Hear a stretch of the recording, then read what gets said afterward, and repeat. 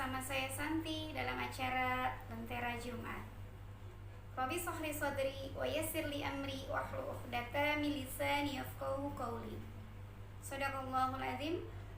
Puja dan puji syukur marilah senantiasa kita curahkan, kita panjatkan kepada Allah Subhanahu wa taala, karena dengan berbagai macam nikmat yang telah Allah berikan kepada kita para sahabat Lentera Jumat, salah satunya adalah nikmat sehat, nikmat iman, ya, nikmat masih diberikan usia yang panjang sehingga kita masih bisa menjalankan segala apa-apa yang Allah amanahkan kepada kita, tentunya dengan menggapai ridhonya Allah. Allahumma sholli ala sayyidina Muhammad wa ala alihi wa sahbihi wa sallim. Semoga kita tercatat menjadi seorang umatnya Rasul yang begitu dicintai oleh Rasul dan mencintai Rasul, karena kita menghidupkan sunnah-sunnahnya Rasul yang telah Rasul teladankan kepada kita semua. Baik para sahabat Lentera Jumat dimanapun kalian berada, pada kesempatan hari ini izinkanlah saya untuk menyampaikan suatu hal yang mungkin terkadang kita lupakan atau menjadi motivasi dalam hidup kita, yaitu apabila manusia di muka bumi ini sudah menyelesaikan tugasnya, amanahnya, dan manusia itu berpindah dari kehidupan dunia menjadi kehidupan akhirat, di mana setiap makhluk hidup yang bernyawa pasti akan mengalami kematian. Nah, hanya ada dua pilihan dalam hidup ketika manusia sudah berpindah dari alam dunia menjadi tinggal ke alam akhirat, yaitu pilihannya surga dan neraka. Surga dan neraka itu adalah pilihan dalam hidup kita, ya para sahabat Lentera Jumat. Di dalam sebuah Al-Quran, surat Al-An'am ayat 127. A'udzu billahi minasyaitonir rajim. Bismillahirrahmanirrahim. Lahum darus salam inda rabbihim wa huwa waliyuhum bima kanu ya'malun. Bagi mereka telah disediakan tempat yang nyaman, yang damai, yaitu surga di sisi Tuhannya. Dan dialah pelindung bagi mereka yang berbuat amal kebaikan.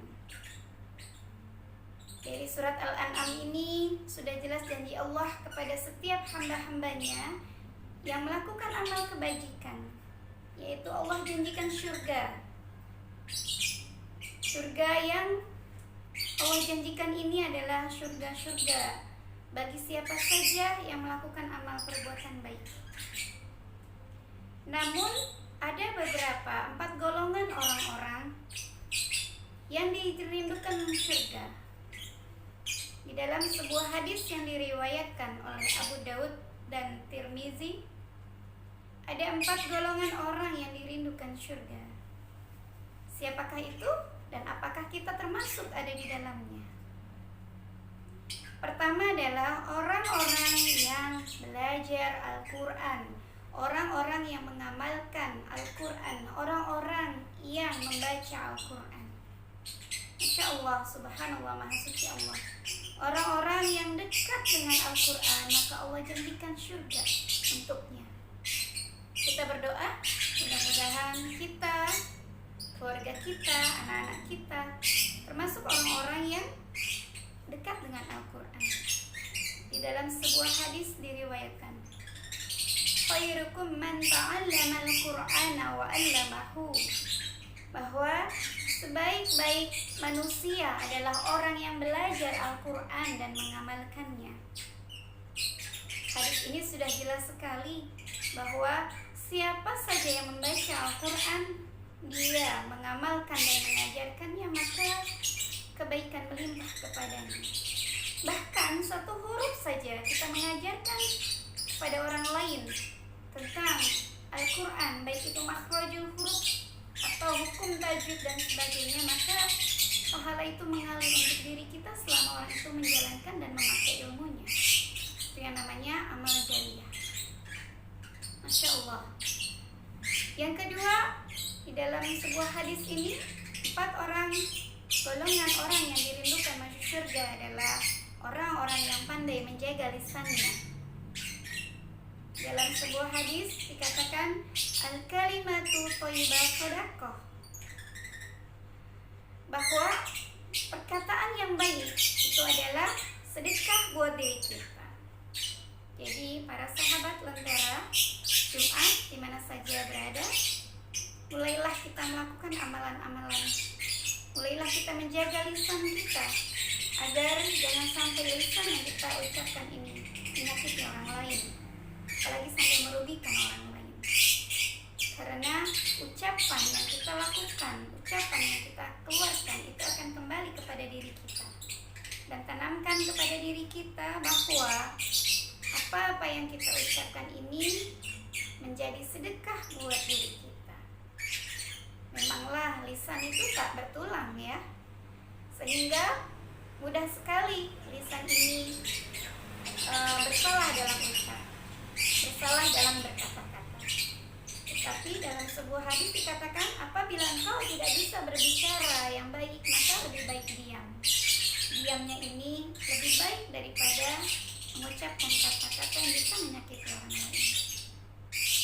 Berikutnya, 4 golongan orang yang dirindukan surga adalah orang yang memberi makan orang-orang lapar dan miskin. Di dalam sebuah Al-Quran surat Al-Ma'un ayat pertama dikatakan, ada seorang pendusta agama. Kata Allah, ada seorang pendusta agama. Siapakah pendusta agama itu? Kata Allah di dalam surat Al-Ma'un ayat kedua dijawab, dialah orang-orang yang menghardik anak yatim.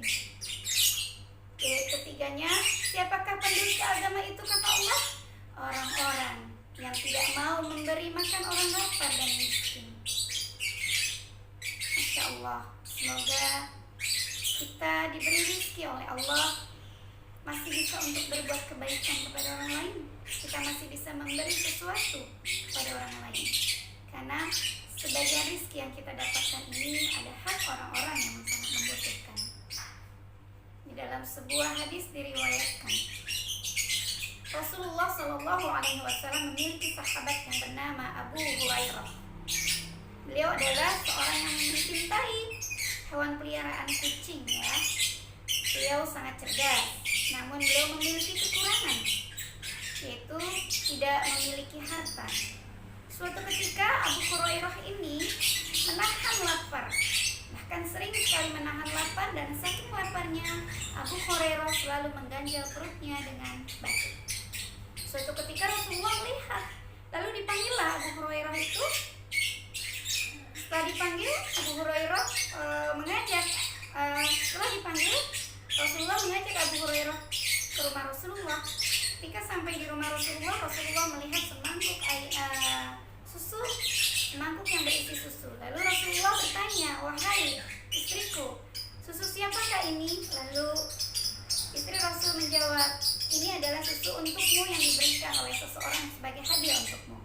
Lalu Rasulullah memanggil Abu Hurairah untuk mengumpulkan para orang-orang yang tinggal di masjid, yang tidak memiliki rumah dan tidak memiliki pekerjaan, untuk datang ke rumah beliau. Dikumpulkanlah, tiba-tiba setelah terkumpul, Rasulullah mengambil semangkuk yang berisi susu lalu diberikannya kepada Abu Hurairah dengan perintah, Abu Hurairah, berikanlah susu ini untuk mereka, minumlah sampai mereka terasa kenyang. Lalu Abu Hurairah memberikan mangkuk yang berisi susu itu ke setiap orang yang ada di rumah Rasulullah. Sampai putaran terakhir susu itu sampailah ke tangan Abu Hurairah kembali, dan sangat terkejut ketika Abu Hurairah melihat isi sebuah mangkuk itu masih berisi susu yang penuh. Lalu Abu Hurairah memberikannya kepada Rasul, dan Rasul memberikannya kepada Abu Hurairah untuk segera meminumnya sampai engkau cukup merasa kenyang. Lalu Abu Hurairah meminumnya sampai terasa kenyang, lalu diberikannya kepada Rasulullah, dan Rasulullah meminumnya. Masya Allah, terkadang kita tidak, kalau secara hitungan matematika mungkin harta kita tidak akan cukup ya. Kalau kita merasa menghitung-hitung semua harta yang kita miliki, pastilah kita tidak akan bisa berbuat amal kebaikan, karena setiap kita keluarkan kita menghitung akan berkurang harta kita. Tetapi sesungguhnya dalam ilmu sedekah, ketika kita mengeluarkan sedekah, maka sesungguhnya sisi kita sedang ditambah oleh Allah. Allahu a'lam bishawab. Berikutnya adalah 4 golongan orang yang dirindukan surga adalah orang-orang yang berpuasa di bulan Ramadan. Insya Allah, para sahabat Lentera Jumat yang dirahmati Allah, bulan Ramadan adalah salah satu bulan yang sangat dimuliakan oleh Allah, di mana di dalamnya terdapat maghfirah, ampunan, keberkahan. Di mana bulan Ramadan itu semua pintu surga dibuka lebar-lebar dan pintu neraka ditutup rapat-rapat. Di mana setiap kebaikan Allah lipat gandakan, sehingga amalan-amalan yang dilakukan di bulan Ramadan itu Allah lipat gandakan. Dan mudah-mudahan kita semua diberikan usia panjang sehingga kita bisa berjumpa dengan bulan yang suci, bulan yang penuh rahmat dan ampunan. Itu bulan Ramadan yang kita rindukan. Demikian para Lentera Jumat yang dirahmati Allah, mudah-mudahan bisa membawa manfaat buat kita semua dan khususnya buat saya pribadi. Sampai jumpa kembali di acara Lentera Jumat berikutnya. Assalamualaikum warahmatullahi wabarakatuh.